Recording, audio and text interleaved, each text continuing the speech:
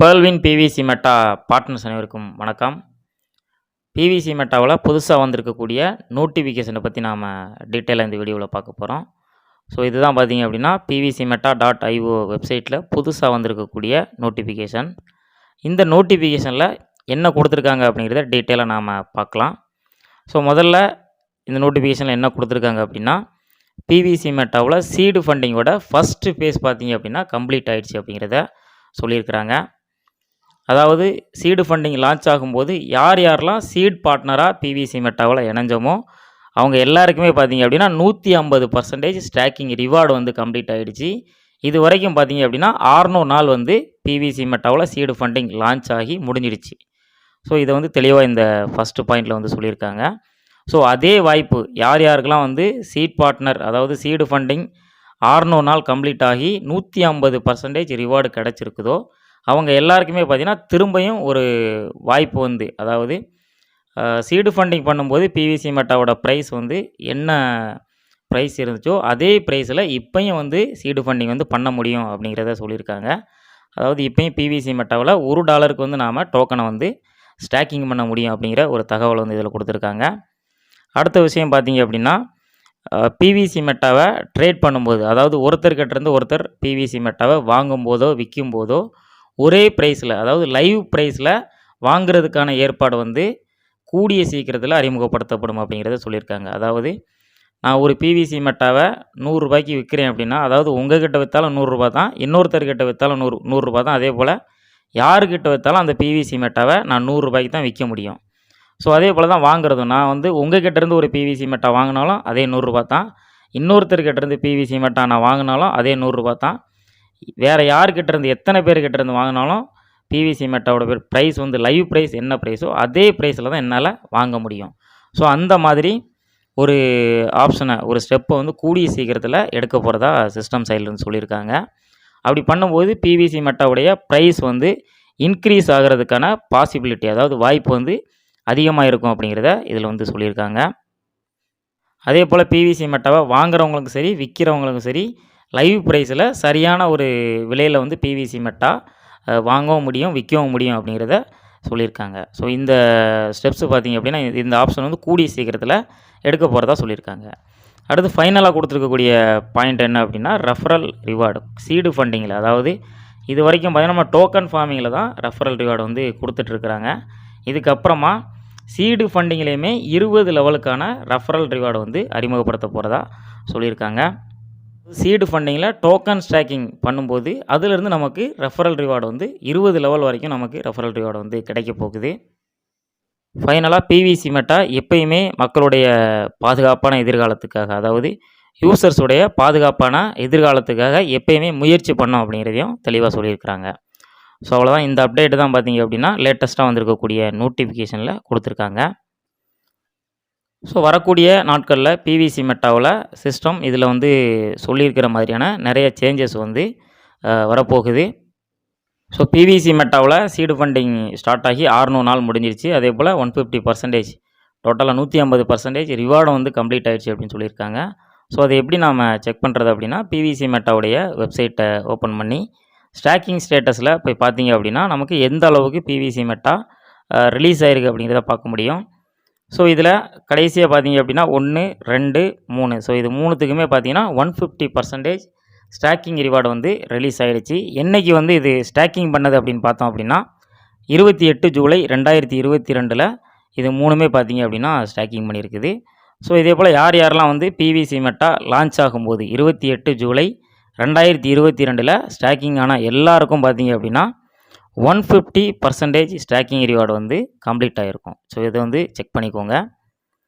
அடுத்ததாக வரக்கூடிய நாட்களில் பார்த்தீங்கன்னா நாம் சீடு ஃபண்டிங் பண்ணும்போதும் நமக்கு வந்து ரெஃபரல் ரிவார்டு வந்து வர்ற மாதிரி ஒரு ஆப்ஷன் வந்து கூடிய சீக்கிரத்தில் ஒரு இன்கம் பிளானை வந்து பிவிசி மெட்டாவில் அறிமுகப்படுத்த போகிறாங்க. ஸோ அது ஆல்ரெடி நோட்டிஃபிகேஷனில் நம்ம கொடுத்துருக்காங்க. ஸோ அது இல்லாமல் பார்த்தீங்கன்னா யூசர் வாலெட்டில் இருக்கக்கூடிய பிவிசி மெட்டா கூடிய சீக்கிரத்தில் நமக்கு ஆட்டோ ஸ்டாக்கிங் வந்து ஆகும். அப்படி ஆட்டோ ஸ்டாக்கிங் ஆகும்போது பிவிசி மெட்டாவுடைய பேஸ் ப்ரைஸ் வந்து இன்க்ரீஸ் ஆகும். பேஸ் ப்ரைஸோடு சேர்த்து மார்க்கெட் ப்ரைஸும் இன்க்ரீஸ் ஆகிறதுக்கான வாய்ப்பு வந்து அதிகமாக இருக்குது. ஸோ இன்னும் பார்த்திங்க அப்படின்னா யூசர் வாலெட்லேருந்து டெபிட் பண்ண பிவிசி மெட்டா நமக்கு வந்து இன்னும் வந்து ரிசீவ் ஆகலை. ஸோ அது கூடிய சீக்கிரத்தில் மேபி நாளைக்கே கூட ரிசீவ் ஆகிறதுக்கான வாய்ப்பு இருக்குது. ஏன்னா இன்னையோட பார்த்தீங்க அப்படின்னா 600 நாள் கம்ப்ளீட் ஆகிடுச்சு. நாளையிலேருந்து ஸ்டாக்கிங் அந்த ஆட்டோ ஸ்டாக்கிங் ஆகிறதுக்கான வாய்ப்பு வந்து அதிகமாக இருக்குது. ஸோ அப்படி யூசர் வாலெட்டில் இருந்து டெபிட் பண்ண பிவிசி மெட்டா ஆட்டோ ஸ்டாக்கிங் ஆகும்போது பிவிசி மெட்டாவுடைய பேஸ் ப்ரைஸ், அதாவது வெப்சைட்டில் இருக்கக்கூடிய ப்ரைஸும் இன்க்ரீஸ் ஆகிறதுக்கான வாய்ப்பு இருக்குது. ஸோ அதே போல் மார்க்கெட் ப்ரைஸும் இன்க்ரீஸ் ஆகிறதுக்கான வாய்ப்பு வந்து அதிகமாக இருக்குது. பிவிசி மெட்டாவுடைய லைவ் ப்ரைஸ் பார்த்தீங்கன்னா இப்போ $0.4 ட்ரேட் ஆகிட்டுருக்கு. நிறைய பேர் கேட்குறது என்னன்னா, எப்போ பிவிசி மெட்டாவுடைய ப்ரைஸ் வந்து இன்க்ரீஸ் ஆகும், எதனால் வந்து டவுன் ஆச்சுது அப்படிங்கிற மாதிரி நிறைய பேர் வந்து கேட்குறாங்க. ஒரு கிரிப்டோ கரன்சியோட அடிப்படை என்ன அப்படின்னு பார்த்தோன்னா, அந்த கிரிப்டோ கரன்சியை பை பண்ணும்போது அதோட ப்ரைஸ் பார்த்திங்க அப்படின்னா இன்க்ரீஸ் ஆகும். செல் பண்ணும்போது அந்த கிரிப்டோ கரன்சியோட ப்ரைஸ் பார்த்திங்க அப்படின்னா டவுன் ஆகும், அதாவது கம்மியாகும். ஸோ இதுதான் எந்த ஒரு கிரிப்டோ கரன்சியாக இருந்தாலும் அதோட அடிப்படையே வந்து இதுதான்.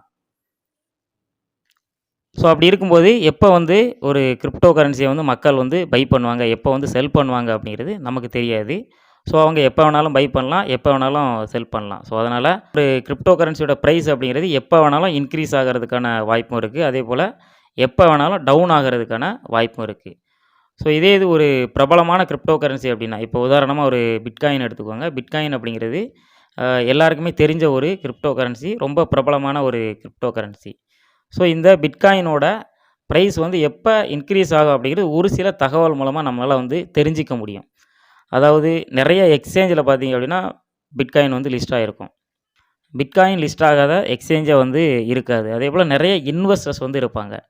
ஸோ இந்த இன்வெஸ்டர்ஸ் கொடுக்குற அப்டேட் மூலமாக பிட்காயின் வந்து எப்போ ப்ரைஸ் வந்து இன்க்ரீஸ் ஆகும் அப்படிங்கிறத நம்மளால் தெரிஞ்சுக்க முடியும். அதே போல் நிறைய எக்ஸ்சேஞ்சில் பார்த்திங்கன்னா பிட்காயின் வந்து லிஸ்ட் ஆகிருக்கு. அந்த எக்ஸ்சேஞ்சில் வரக்கூடிய புது ப்ராஜெக்ட் மூலமாக, அதாவது சில ப்ராஜெக்ட் வரும்போது பிட்காயின் வந்து ப்ரைஸ் வந்து இன்க்ரீஸ் ஆகிறதுக்கான வாய்ப்பு இருக்குது.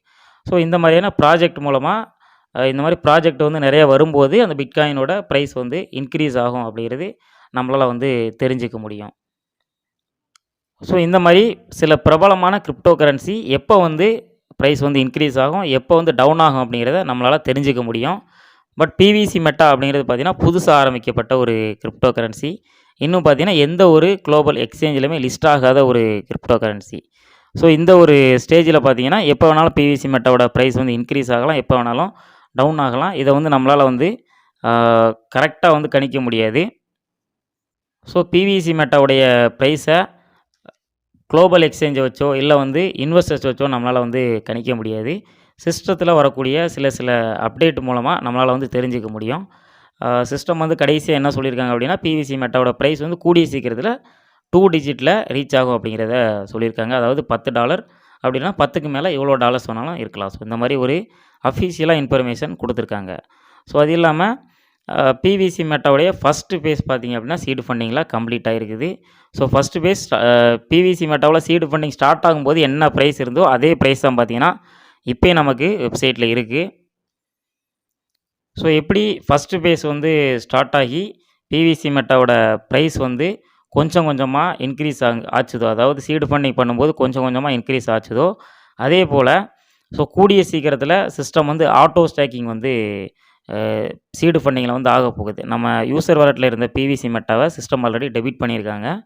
ஸோ அடுத்ததாக பார்த்திங்கன்னா கூடிய சீக்கிரத்தில் அதை ஆட்டோ ஸ்டாக்கிங் பண்ண போகிறாங்க. அப்படி ஆட்டோ ஸ்டாக்கிங் பண்ணும்போது பிவிசி மெட்டாவுடைய பேஸ் ப்ரைஸ் எப்படி வந்து நமக்கு சீடு ஃபண்டிங் லான்ச் ஆகும்போது கொஞ்சம் கொஞ்சமாக இன்க்ரீஸ் ஆச்சுதோ, அதே போல் ஆட்டோ ஸ்டாக்கிங் நடக்கும்போதும் பிவிசி மெட்டாவுடைய பேஸ் ப்ரைஸ் வந்து கொஞ்சம் கொஞ்சமாக இன்க்ரீஸ் ஆகிறதுக்கான வாய்ப்பு இருக்குது. ஸோ இந்த மார்ச் மாதத்துக்குள்ளே மேபி நாளைக்கே கூட நடக்கலாம். இந்த மார்ச் மாதத்துக்குள்ளே பிவிசி மெட்டா ஒரு நல்ல ப்ரைஸை வந்து ரீச் ஆகிறதுக்கான வாய்ப்பு வந்து அதிகமாக இருக்குது. ஸோ எந்த ஒரு கிரிப்டோ கரன்சியாக இருந்தாலுமே பார்த்திங்க அப்படின்னா கண்டிப்பாக ஒரு லோ ப்ரைஸை டச் ஆகி தான் கண்டிப்பாக போயிருக்கும். அதே அந்த வகையில் பிவிசி மெட்டாவுடைய ஆல் டைம் லோ அப்படின்னு பார்த்தோம் அப்படின்னா $0.2504 வந்து மினிமம் ப்ரைஸ் வந்து ரீச் ஆகிருக்குது. அதாவது மினிமமாக $0.25 வரைக்கும் பிவிசி மெட்டாவுடைய ப்ரைஸ் வந்து ரீச் ஆகிருக்கு. அதே போல் ஆல் டைம் ஹை பார்த்தோம் அப்படின்னா $13 வரைக்கும் பிவிசி மெட்டாவோட ப்ரைஸ் வந்து இன்க்ரீஸ் ஆகிருக்குது. ஸோ இதே நாம் ஒரு பிட்காயினை எடுத்துக்கிட்டோம் அப்படின்னாலும் ஆல் டைம் லோன்னு ஒன்று இருக்கும், அதே போல் ஆல் டைம் ஹை அப்படின்னு ஒன்று இருக்கும். இப்போ வந்து பிட்காயினை வந்து எடுத்துருக்கிறேன். இந்த பிட்காயினில் ஆல் டைம் லோ எவ்வளோ அப்படிங்கிறது பார்க்கலாம். ஸோ இந்த பிட்காயினை பார்த்தீங்க அப்படின்னா ஆல் டைம் லோ $0.04 வரைக்கும் மினிமமாக போயிருக்குது. அதாவது பிவிசி மெட்டாவுடைய பல மடங்கு லோ ப்ரைஸில் வந்து ஒரு காலத்தில் வந்து பிட்காயின் வந்து இருந்திருக்குது. அதே போல் ஆல் டைம் ஹை பார்த்தீங்க அப்படின்னா $73,750 வரைக்கும் ரீச் ஆகிருக்கு. ஸோ இந்த 73,750ங்கிறது இந்த இந்த மாதம் தான் பார்த்தீங்க அப்படின்னா $73,000 வரைக்கும் பிவிசி மெட்டாவுடைய ப்ரைஸ் வந்து ரீச் ஆகிருக்குது. ஆல் டைம் ஹையை இந்த மாதத்தில் வந்து அச்சீவ் பண்ணியிருக்குது. ஸோ ஆல் டைம் லோவில் பார்த்தீங்க அப்படின்னா $0.04 வரைக்கும் மினிமம் ப்ரைஸாக பிட்காயினே வந்து இருந்திருக்குது. அதாவது இப்போ இருக்கிற நம்ம பிவிசி மெட்டாவுடைய ஆல் டைம் லோவோட பல மடங்கு கம்மியான ப்ரைஸில் பிட்காயின் பார்த்தீங்க அப்படின்னா ஒரு காலத்தில் இருந்திருக்குது. ஸோ அதனால் பார்த்தீங்க அப்படின்னா எப்போ வேணாலும் ஒரு கிரிப்டோ கரன்சியோட ப்ரைஸ் வந்து இன்க்ரீஸ் ஆகலாம்.